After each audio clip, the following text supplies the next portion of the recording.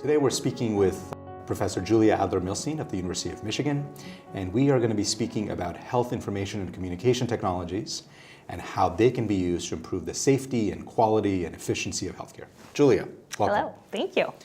So before we launch into talking about what these technologies are and how they can be used, what got you interested in working on this?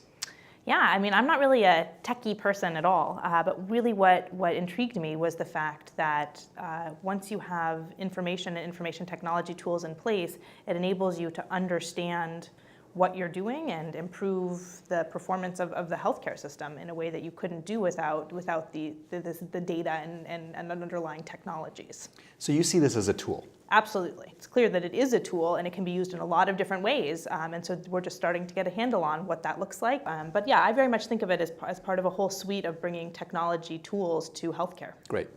So we're going to start off the discussion on provider-focused technologies. Let's talk about electronic health records, for instance. What is an electronic health record? Is this like I am a doctor, I'm sitting in an office, and I have a computer? Do I have an electronic health record? Yeah, it's a great question, and I think it's not clear if you do or not, because when people think about electronic health records, they often think, well, it's my old paper record that's now just in electronic form. But that's actually not really what we mean when we say electronic health record. We really think about it's both the information about you and your health history, but then it's also a set of tools that sit on top of that information. So how do I know if I have some information that's electronic, I have some tools, how do I know if I have an electronic health record or not? Sure. So I think a good way to think about it is there are 4 types of tools that you would want to know that you have in place. The first would be clinical notes. So are you entering, as a physician or as a nurse, are you entering your notes about the patient encounter electronically?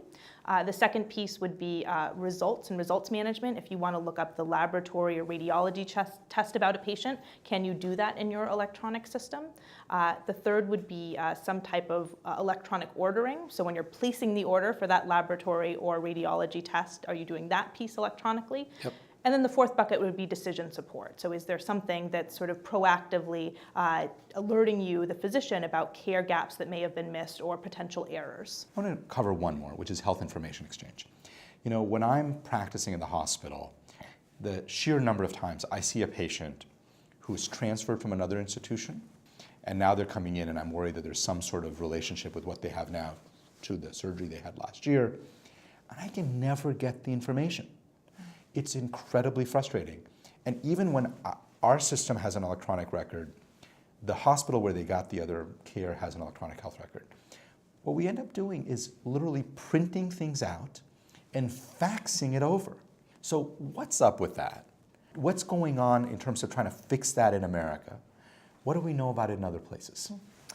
Yes, so it's interesting because there's also often an assumption that when you say electronic health records that it comes with that connectivity piece, that if I have an electronic health record and you have an electronic health record, we will somehow have access to the same information, and that's just not the case. Yep. You know, in this country we've had to develop and pursue a whole separate strategy for figuring out how do we get information to flow between electronic health record systems.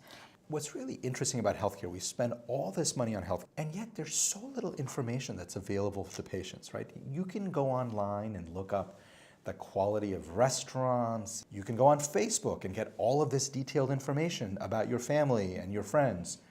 Seems like none of that is available in healthcare. Why is that so hard? Yeah, I would say I think it's for 2 reasons. The first is that there is sensitivity about health information, and that's led to a set of policies that are really meant to ensure that patient privacy is protected.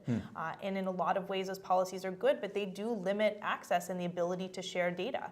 But I think the other thing is that when you're interpreting health information, there's a reason that we have physicians who are highly trained experts, right? It's not like I can see 3 stars on Yelp. You know, I know what that means. If I see a particular lab value, I as a patient may not know what that means. And so I think part of the hesitation to really make that data freely available is that it may not be correctly understood and interpreted, and that could have deleterious effects. I want to spend a couple minutes talking about some of the other types of technologies that we have not yet gotten to. Personal health records. How common are these things, do we think? How commonly are they used in the US?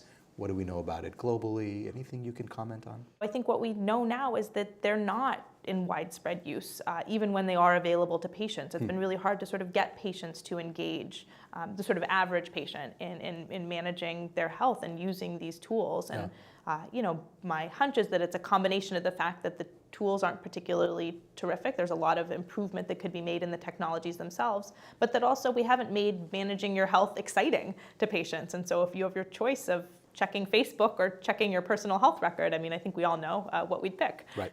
Denmark, for example, has a really widespread patient portal, and it has a lot of, when I look at it, functionalities that I think those are really terrific. I would love to have those functionalities available to me, across the healthcare system, booking and ability to connect with other patients in online forums.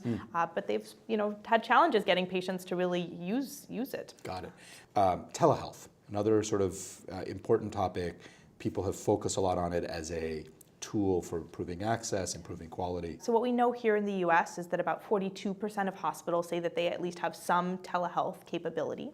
But when you dig into that data a little bit more, it's clear that there's sort of particular uses of telehealth that they account for the majority of that. And so this is, for example, things like teleradiology, being able to send images that can be read by radiologists off-site. And increasingly we're seeing the rise in what are known as eICUs.